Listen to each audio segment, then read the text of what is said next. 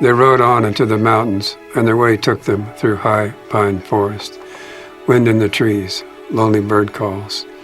In the blue coulees on the north slopes, narrow tailings of old snow. They rode up switchbacks through a lonely aspen wood where the fallen leaves lay like golden disklets in the damp trail. The leaves shifted in a million spangles down the pale corridors, and Clanton took one and turned it like a tiny fan by its stem, and held it and let it fall, and its perfection was not lost on him. They rode through a narrow draw where the leaves were shingled up in ice, and they crossed a high saddle at sunset, where wild doves were rocketing down the wind and passing through the gap a few feet off the ground, veering wildly among the ponies and dropping off down into the blue gulf below. They rode on into a dark fir forest, the little Spanish ponies sucking at the thin air, and just at dusk, as Clanton's horse was clambering over a fallen log, a lean blonde bear rose up out of the swale on the far side, where it had been feeding, and looked down on them with dim pig's eyes. Clanton's horse reared, and Clanton flattened himself along the horse's shoulder and drew his pistol.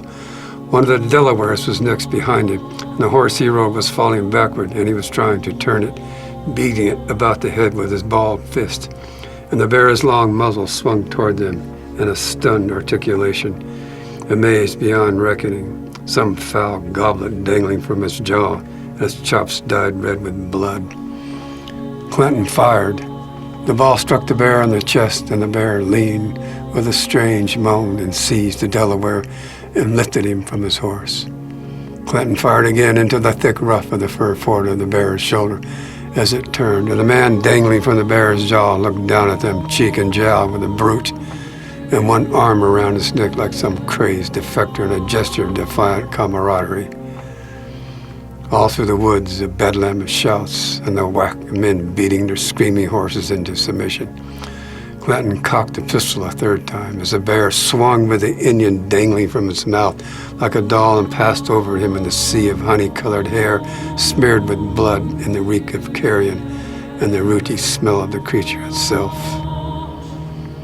The shot rose and rose, a small core of metal scurrying toward the distant beltways of matter, grinding mutely to the west above them all.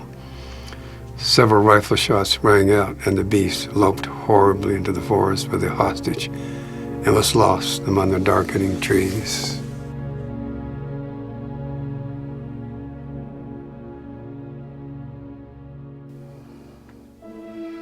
The Delawares trailed the animal 3 days while the party moved on. The first day they followed blood. They saw where the thing had rested and where the wounds had staunched. And the next day they followed the drag marks through the duff of high forest floor. And the day after they followed only the faintest trace across a high stone mesa, and then nothing. They cut for sign until dark, and they slept on the naked flints. And the next day they rose and looked out on all that wild and stony country to the north.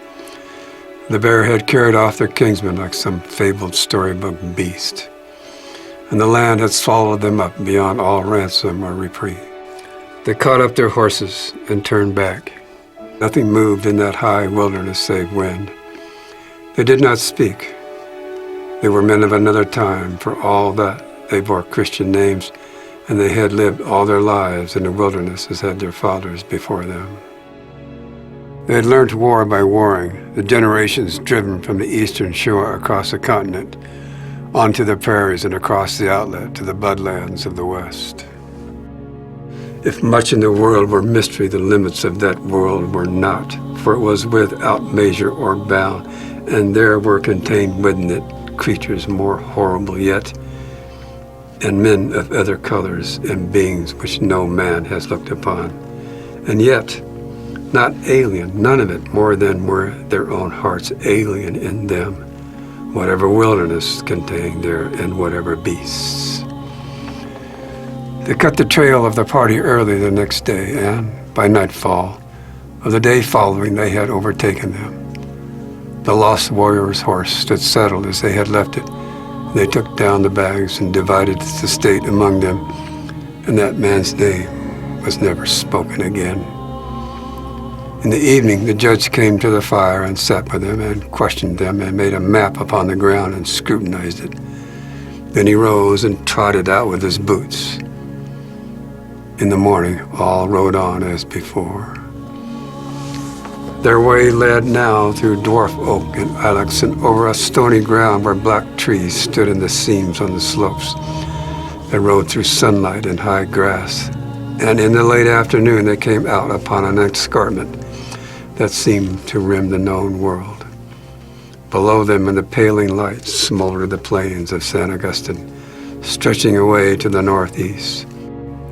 The earth floating off in a long curve, silent under loams of smoke from the underground coal deposits burning there 1,000 years.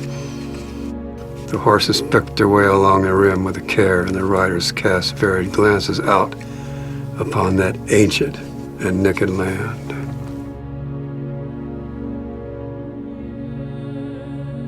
In the days to come, they would ride up through a country where the rocks would cook the flesh, and where other than rock nothing was.